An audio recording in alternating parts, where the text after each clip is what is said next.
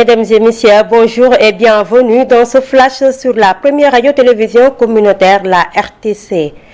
Ce vendredi 1er novembre, l'Église catholique célèbre la Toussaint qui est liée à la fête des morts.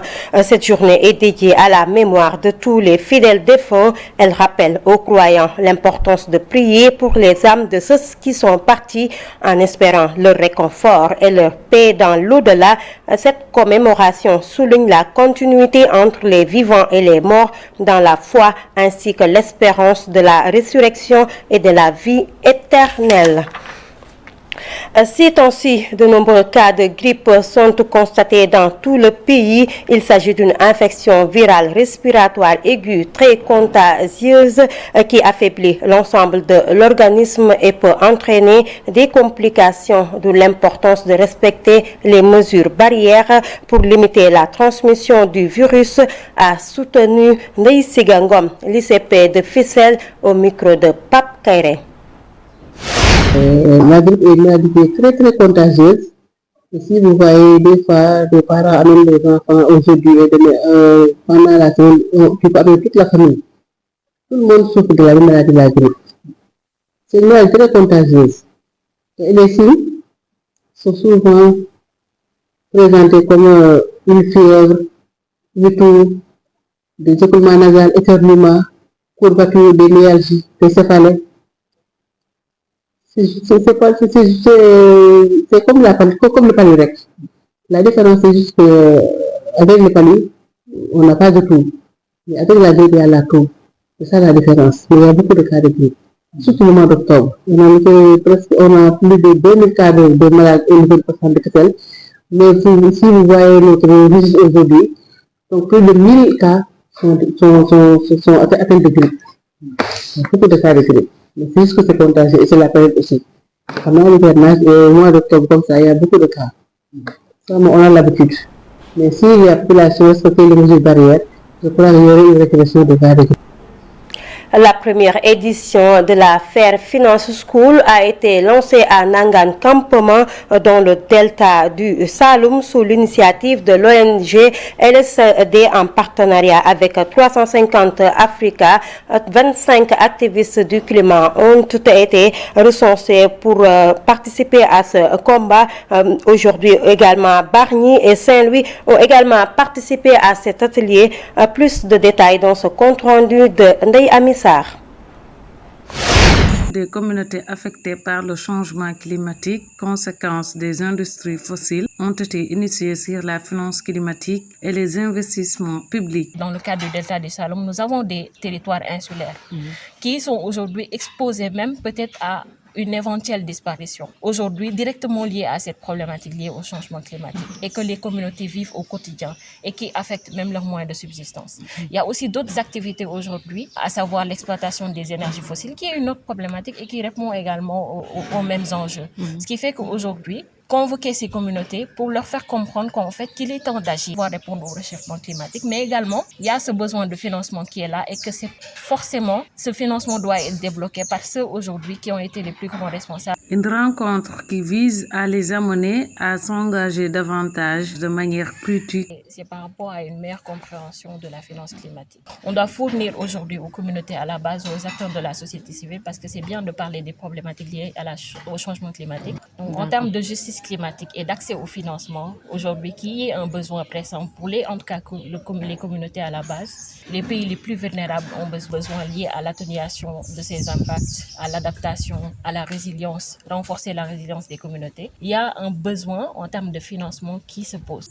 Les communautés impactées par le projet Sangomar ont saisi cette opportunité pour exprimer leurs attentes quant à une finance climatique plus équitable. Vu qu'ils sont les responsables de la destruction, ils doivent venir ensemble avec nous pour qu'on puisse réparer ce qui a été détruit, sans pour autant que ça soit une dette. Ça ressemble à une obligation. Ce partenariat révèle une mobilisation grandissante pour une finance durable et équitable, adaptée aux besoins des communautés vulnérables du delta du Saloum.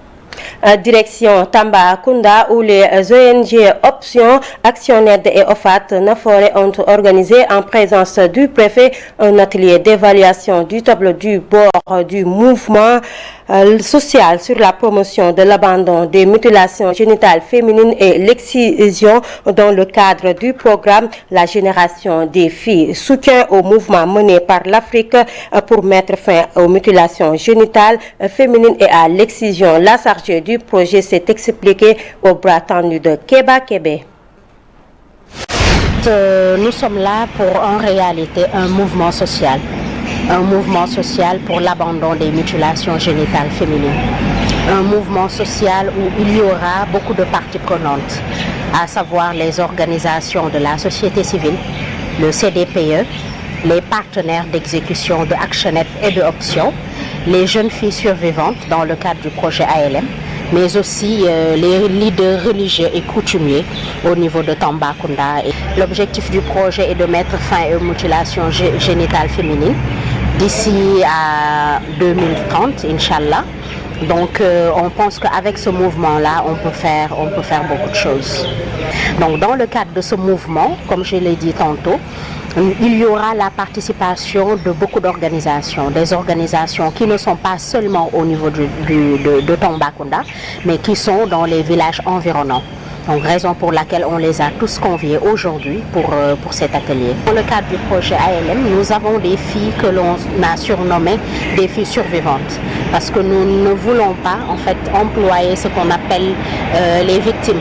Dans le cadre du projet, on ne l'accepte pas, en fait. Raison pour laquelle on emploie le mot survivante. Donc, on a 5 survivantes dans chaque zone. Comme on est dans 3 zones, donc ça fait 15 survivantes.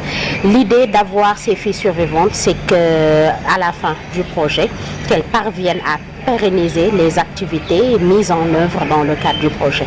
Donc il y a aussi la participation, comme vous venez de le voir tout à l'heure, du préfet. Bien. Et pour finir, l'ONG Enda Jeunesse Action a organisé une randonnée pédestre à Guinaw Rail pour sensibiliser sur les droits des enfants. À cette occasion, ils ont également célébré les 100 ans de Ndengalam des Pays-Bas, qui est par ailleurs leur partenaire financier pour l'exécution de plusieurs de leurs programmes. Pour plus de détails, je vous propose d'écouter le directeur exécutif de Enda au micro de Insa Sagna.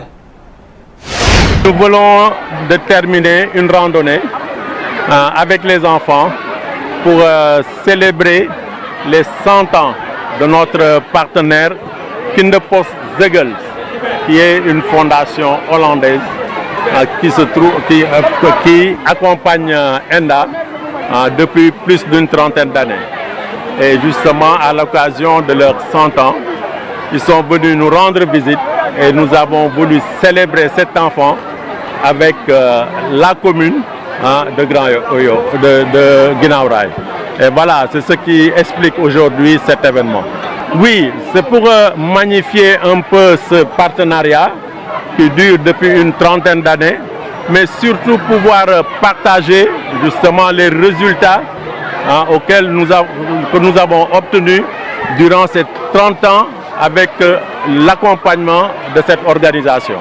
On a su augmenter le taux de scolarisation. Il y a plus d'enfants qui sont à l'école. On a noté aussi qu'il y a moins d'enfants qui sont sujets de travail. Dans certaines zones, il y a moins de mariages d'enfants. Mesdames et messieurs, c'est ce qui met fin à ce flash sur la première radio-télévision communautaire au Sénégal, la RTC. L'information continue sur www.uracsenegal.sn. Au revoir, merci et Juma Mubarak.